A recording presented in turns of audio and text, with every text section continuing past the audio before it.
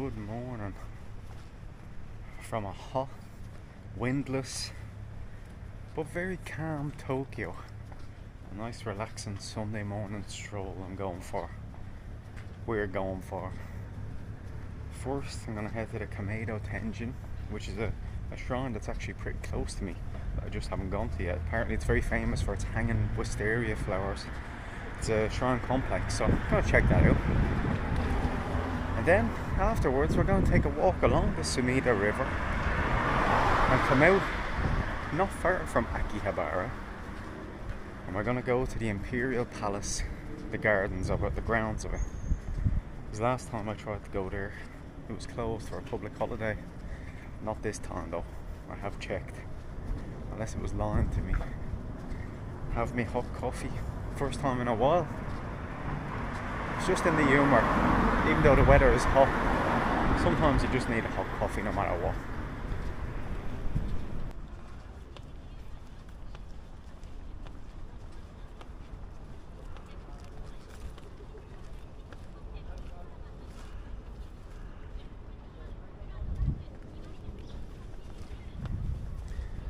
So me and my little cup of coffee are taking a walk along the calm river beside the sky tree.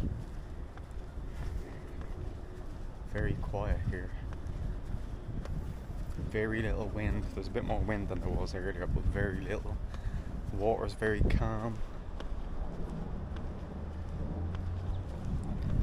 And I was laughing to myself, because if you remember the other day at Oktoberfest, I said, Jesus, it's warm, sun coming down, it's hot, don't complain. And earlier on I'd said I'm not going to complain about the sun because the rain that we got the other day. But I did get sunburned. Got it on the back of my neck and just below the sleeves of my t-shirt. I knew it was going to happen, I just knew it. I had sun cream on, I reapplied it about halfway through the day. Now, it didn't seem to make much of a difference. It's the bad Irish skin, just can't deal with the sun. That's all, it's just a curse. So if I walk more in this direction, I'll take the next set of stairs up, then I'm basically at the temple or the shrine complex. However, there is a little place I want to stop on the way there. It's right beside it. And if you remember that rainy day in Tokyo a few days ago, well, I went to the underground passage in Asakusa and I said to you, well, this is featured in the movie Perfect Days, and you know, saying that they even someone had written up Perfect Days on the entranceway into the underground shopping street. It's a bar street. But anyway, on the way to this shrine is the house, or his apartment, that's used in the movie, so might as well just stop off there and see if it's exactly the same as it was in the movie. So we're coming up to the apartment. Should be up here to the right. Yes, it is. Second door.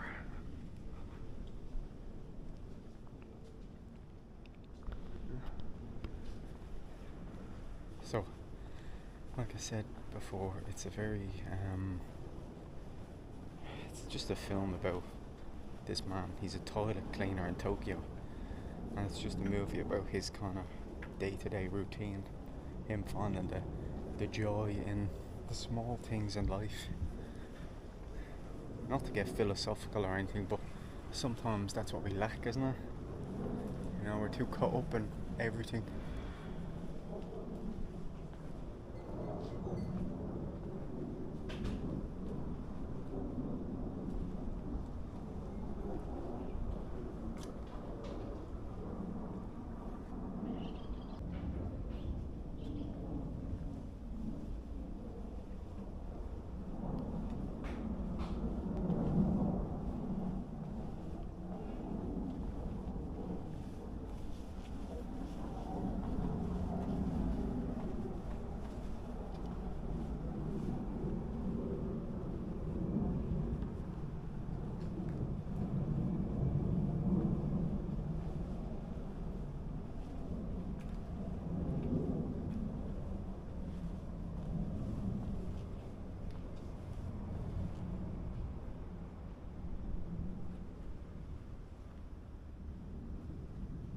So that wasn't even a detour to go to the building out of his apartment.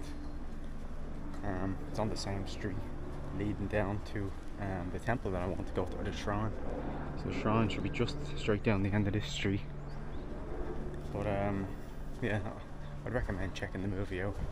It's an easy watching movie, you know. Acting's very good. There's not an awful lot of talking in it. It doesn't need it though. It's not that type of movie, you know. It's an emotional movie. It's more about emotions. I don't mean it's a sad movie, but you know, that's what it basically is about. And I don't know if it won Best Foreign Movie at the Oscars, but it was definitely one of the nominees. It's a cool little barber shop here. So I'm near the entrance of the shrine. I'm not exactly sure what way to go, so let's find it together.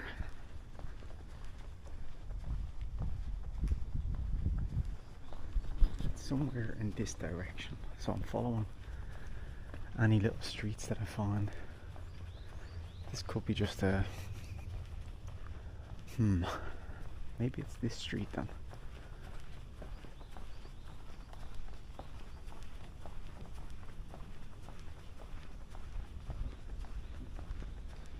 So it's in there, but I can't go through there. Must be able to go around here. Come on.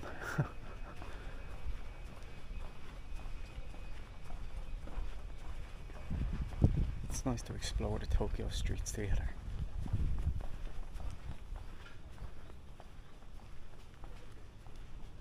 I'm expecting there to be a few tourists here anyway. This is the entrance, okay. Because these flowers, the wisteria, the hanging wisteria, are very, very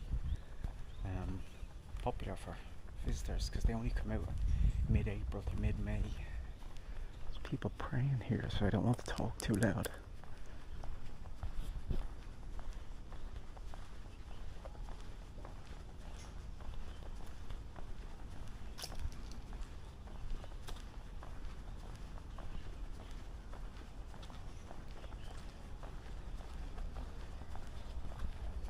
So we're here now. Looks like it. Yeah. Good few people.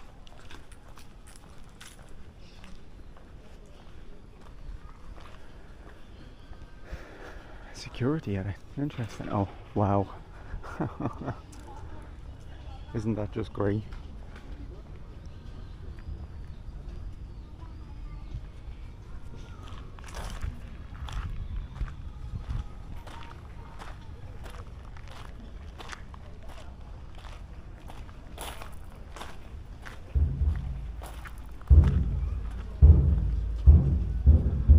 Should be somewhere here, but I don't know where.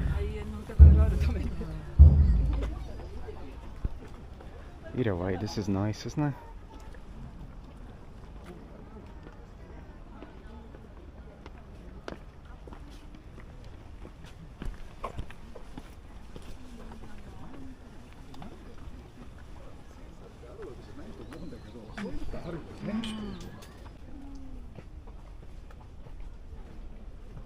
Here it is, all hanging down.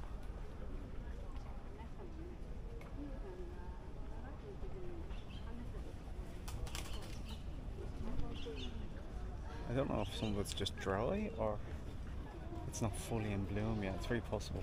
Both. There's a lot of hornets going around though. That's what I'm worried about more than anything. A few terrapin. So from what I gather, it's supposed to be all of these wooden beams are supposed to be holding all of the wisteria. Now you can't see it obviously along here, but it doesn't seem to be. They look very dried up. Maybe apart from that rain a couple of days ago. There mustn't have been enough rain over the few days. It must have dried them up for a bit. So it's quite unlucky. The grounds are absolutely gorgeous though. Real green. Terrapin, there's ducks everywhere, there's swans on the other side. They're selling things.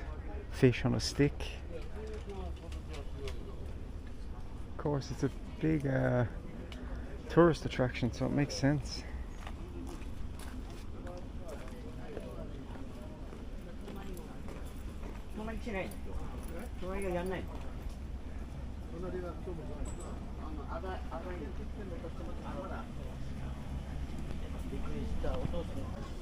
Well, they're supposed to look like this. They definitely don't look anything like that, but look, we've seen them on a picture, so now I can say we've seen them.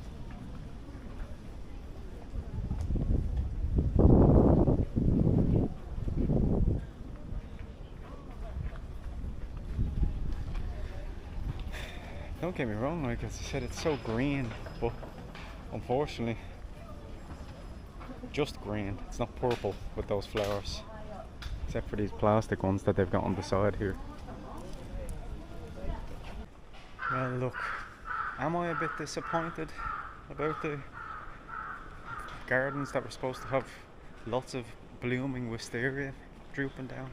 Absolutely. But you know, that's just the way things go when you're traveling around trying to look at things. Not everything is perfect. A lot of the time you show up to places and it's not what you expect. I'd say more times actually that happens than you go to a place and it lives up to what you expect. So look, you take the good with the bad. So I just see a strange sign over here. Do you see that? The Tobacco and Salt Museum. What a weird combination. But I stopped into Lawson just there. It's getting hot. Got myself a little ice cream just to keep me cool. So here's the Sumida River. It's a nice walk all the way down, well, to nearly where I have to go. Most of the time the place is full of people running or jogging, should I say. Even old people. Doesn't stop them. Japanese old people are pretty hardcore when it comes to stuff like that. It seems that no matter where I record, the sky tree makes an appearance. It's just so big. You see it from everywhere, no matter where you are in Tokyo City. Unless there's a building obstructing it, the sky tree is going to be in your view. It's hot. Pretty humid. Maybe not very humid, but pretty humid. That ice cream was hit the spot. But I just wish there was more of it. I could get another one, but I'm not that greedy, am I? I am sometimes. But I think it's better to hydrate more so than to get more ice cream, because you know I am sweating. I do have to keep wiping my face every few minutes. It's just that dead heat again. There are clouds, but it's not really doing enough to break up the sun. Actually, when I was in Tokyo here, when I arrived, for the first few days, I did a run along this river to the very end, as far as you can go. There's construction work on, all the way to the opposite end down there, as far as you can go. It's pretty nice. It's about 5 kilometers, so it's good. It's a good distance to have the pathway running along.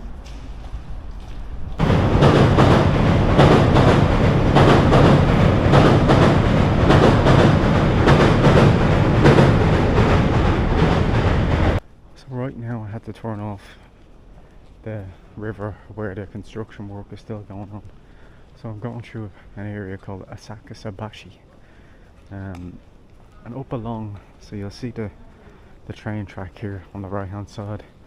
So up past the next street, on each side of this track there's streets that are filled with shops. I'll walk up them, or at least walk up one of them to give you a look, but just shops on the left and the right as you're going up. Quite nice. And most of the shops are kind of, what would you call them, like they're selling stones and magical stuff, that kind of thing. But even so, it's a interesting street just to walk along. Food as well, of course. Bit of Vietnamese food. Vietnam coffee, of course.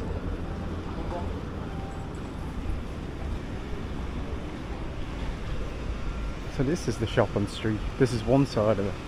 The other side is on the other side of the train track to the left. Sushi, ramen, tonkatsu ramen. That sounds interesting. What have they got on the side? Little tofu, beans. It's pretty good though.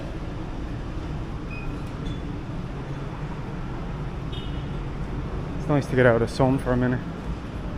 Of course you got the convenience stores, but so the other shop is also over on the left. Other shops, should I say. You can see the turns here.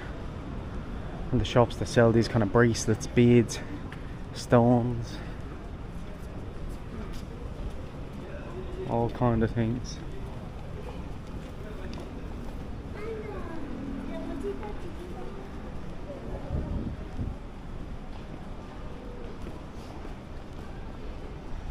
Now when I've been walking down, I have seen a lot of signs that outside when the shutters are down they say closed Sundays and national holidays.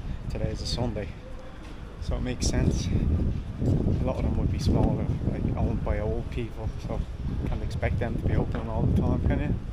See, a lot of them just shutters down. Now of course it's not even 12 yet, so a lot of them might just open in the afternoon.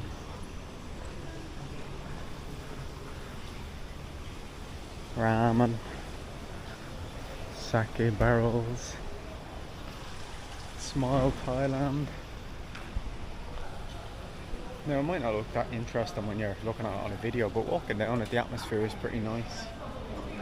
And I like these kind of streets that they've turned into busy, bustling shopping streets. See, all these beads and stuff like that. Yeah, so I like that they actually use the street for something instead of just leaving it as like an empty industrial street. And actually all the way down the end of the street is Akihabara. See, a lot of the shops you can get your stuff in these kind of machines, so you pick what you want and you get a little ticket. So basically there's no communication with the chef or the staff, so if you're worried about like lack of Japanese and English, then it's no problem, because most of them have this kind of ticket system. And a lot of it is, well, you won't have the name of the stuff in English on the ticket machine, but they have pictures, so you get a good idea of what you're going to have just by looking at the picture. It's probably better than looking at the name, because at least you might not know what the bloody translation means. It's probably wrong. I won't actually be going into Akihabara today, thankfully.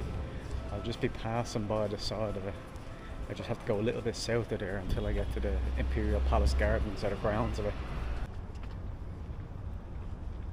Well, I'm just at the entrance into the gardens of the Imperial Palace, but you know what? I think I want to go for a jog. It's a 5k loop around, so I think I'm gonna do that. So I'll see you in a few minutes. Well, I'll see if I survive. I have to figure out what the route is, but I'm gonna do that now. It's very hot though, but I don't want to get too out of shape. It's been a couple of weeks since I've done a run and I feel kind of guilty. And when I finish it up here, I'll be going over here, the entrance way in. So you'll see the sweaty me very soon. Well, I survived. It was warm. It's not sweat on me, there's a fountain here. I just drowned myself in water, put my cap under the water, put it on my head. It feels good now. Still, well, I did the 5k loop. It was tough though, loads of people doing it, but let's go in and, well, first of all we'll check out the Kiyomon gate and then we'll check out the gardens.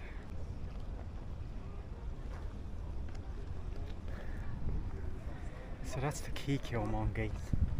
The Kiyomon gate is the side entrance to the south entrance, the south gate of Edo Castle.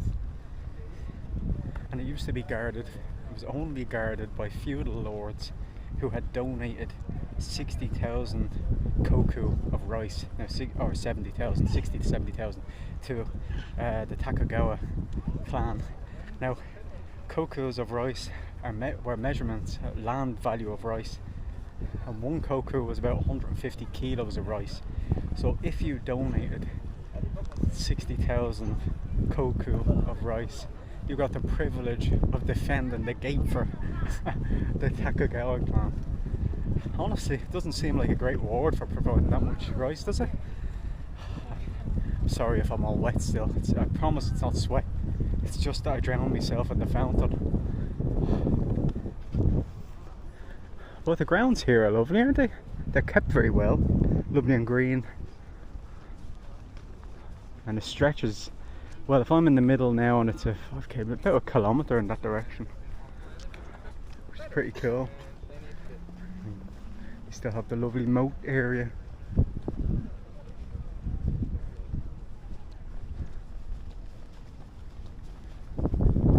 I wish they had a 7-Eleven in here and get a nice cup of coffee. Oh well, can't be too greedy. Oh, here comes the sun again. Now, I did say I'm not going to complain about the sun, didn't I? Let's see how long that lasts.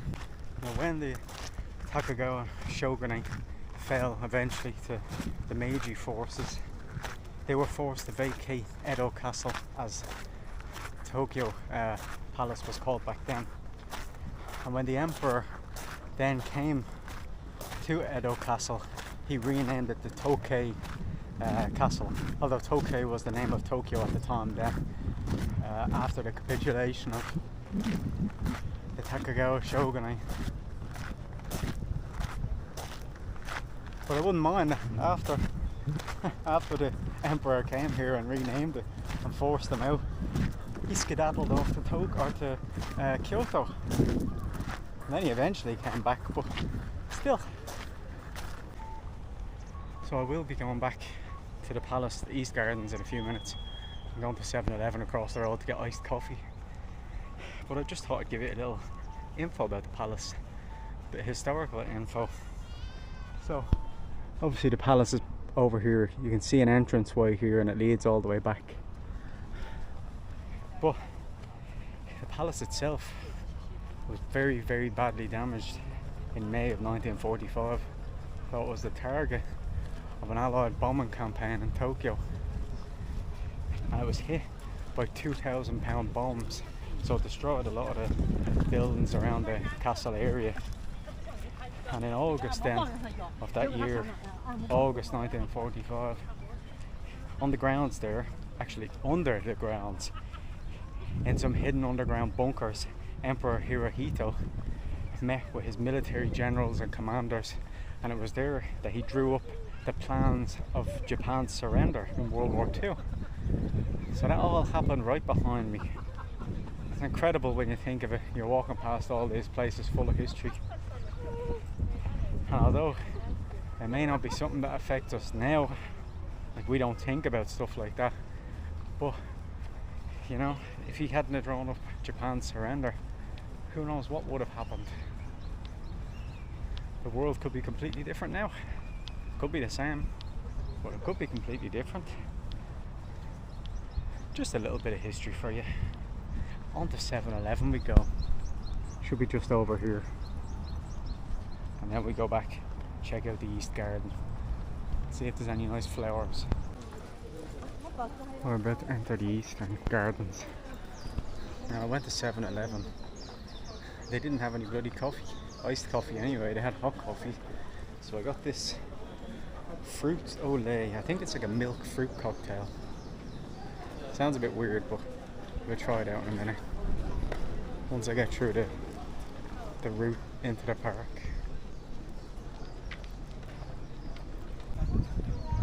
Okay then, let's taste this. Doesn't really smell like, it smells like banana. There is banana, apple, orange and pineapple in it, so.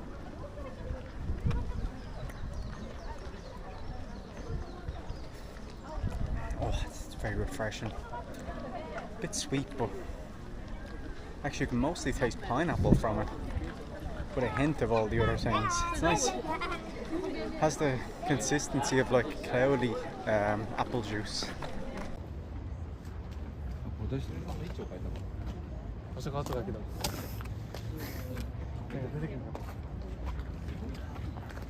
So this eastern garden and the inside of the palace, only with guided tours, the inside of the palace, but the eastern garden is the only part that's open to the general public.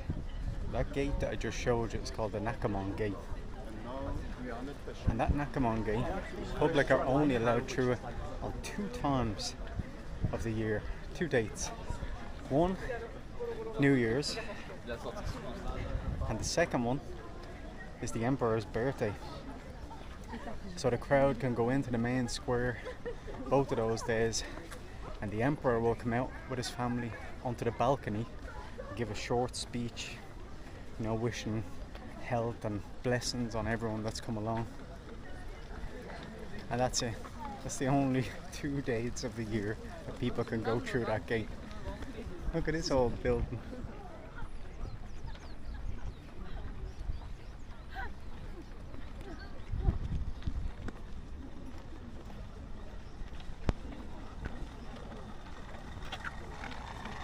Actually, when this place was being built during the, or should I say, changed during the Meiji reign, most of the buildings here were made with wood. Of course, a lot of them were destroyed eventually, not just by the bombings, but fire cut some of the buildings, and earthquakes, of course, damaged them. And then during the later reigns, not Meiji, but you know, the Showa and so on, they have more concrete buildings in place of the wooden ones.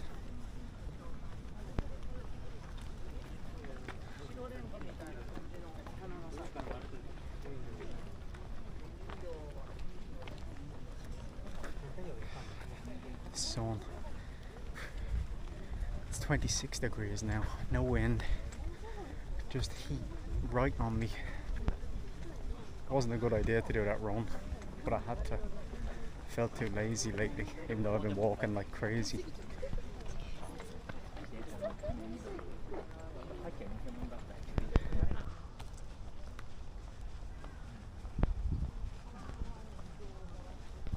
Thankfully on the grounds they've got a lot of shaded areas.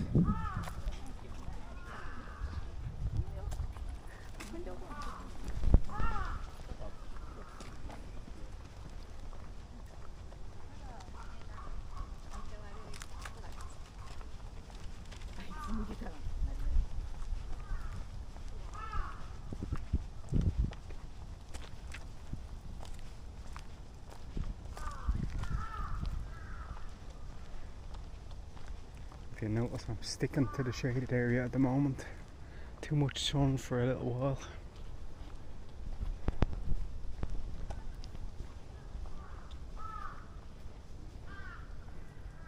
Oh, in here you've got one of the defence houses for the castle grounds. It's the only one that's left standing.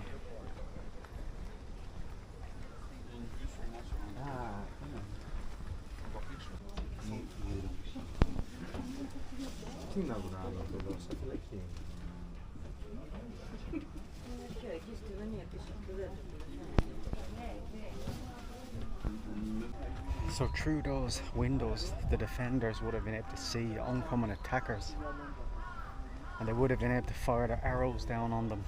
And funny enough, during the Tokugawa shogunate, which you might remember, I was at his shrine in Nikko, Tokugawa Ieyasu, but during their shogunate, because I said to you they brought a lot of peace and harmony to Japan during the rule, this building was actually abandoned. It wasn't used because there was no need for it anymore.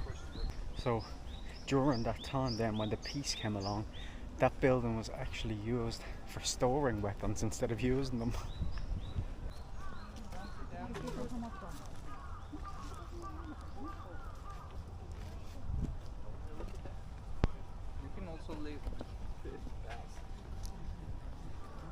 The stone cellar.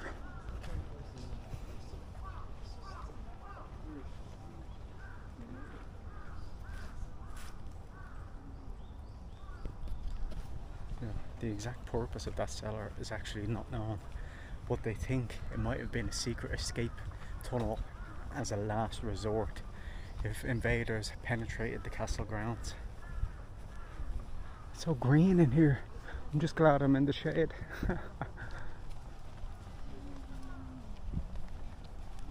Also a lot of butterflies going around. Camera probably doesn't pick them up. Just trust me.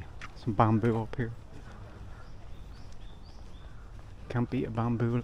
Well, forest might be an exaggeration, but a gathering of bamboo trees.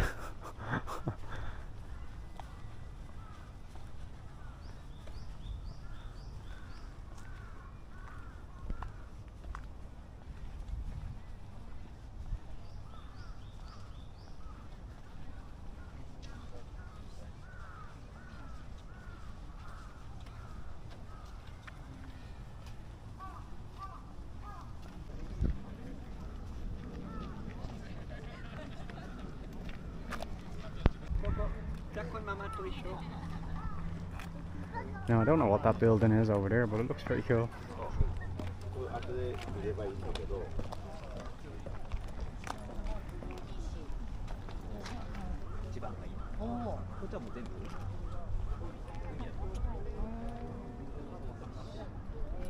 Interesting looking building.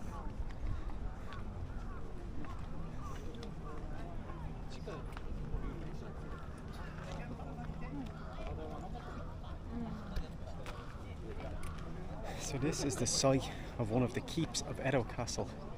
Now it's not here anymore, of course, that's why I call it the site, but it's the foundation of it. It was here at the start of the Tokugawa shogunate, but at the late 1600s there was a great fire in the city and this was destroyed, so immediately work started to rebuild it. But the shogunate leader at the time, his uncle, told him that during this time of peace in Japan that the Tokugawa shogunate had brought on, there was no need for them to rebuild such a massive structure when it wasn't going to be used. So work stopped on it instantly and it was never complete again.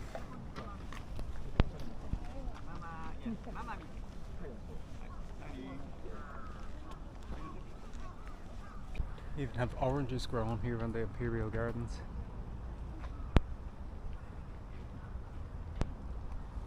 I think they're oranges anyway. They're orange in colour, it's good enough for me. Even on the grounds here they've got a lovely traditional tea house.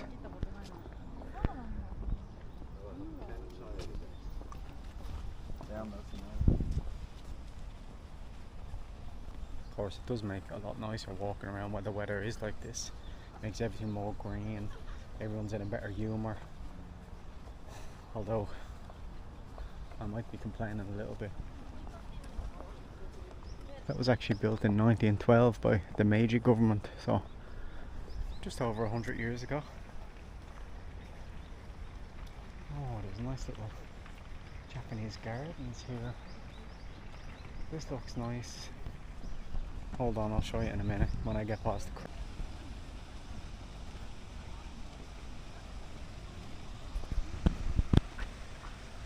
Isn't that nice, huh?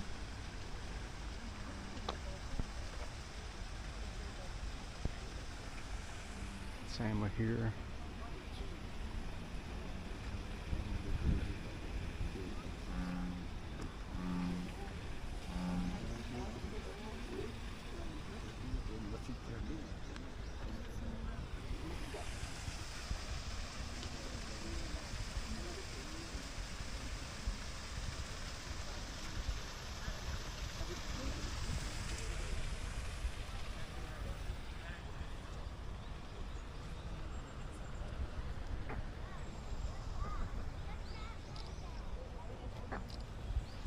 Lovely. The noise of the waterfall is always peaceful.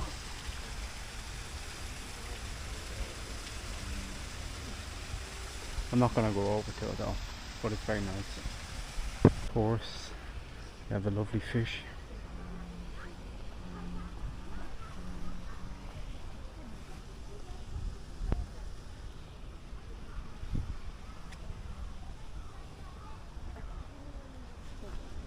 Look at their fins, it's like bloody feathers, isn't it?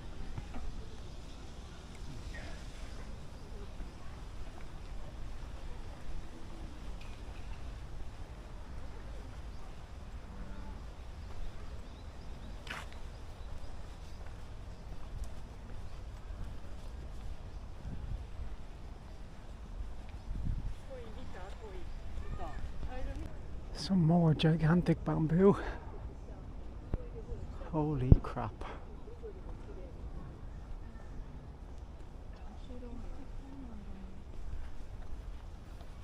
When you're walking beside the bamboo you realise how big it bloody is. Massive.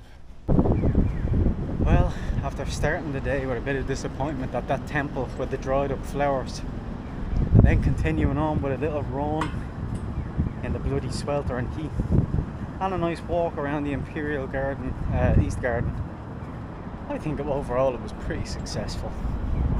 But my legs are feeling tired now, so I'm heading back, gonna have a shower, and I have to plan where I'm going after Tokyo. I didn't do it yesterday, I was too tired. So I will catch you in the morning and I'll let you know where I'm going next. Take it easy.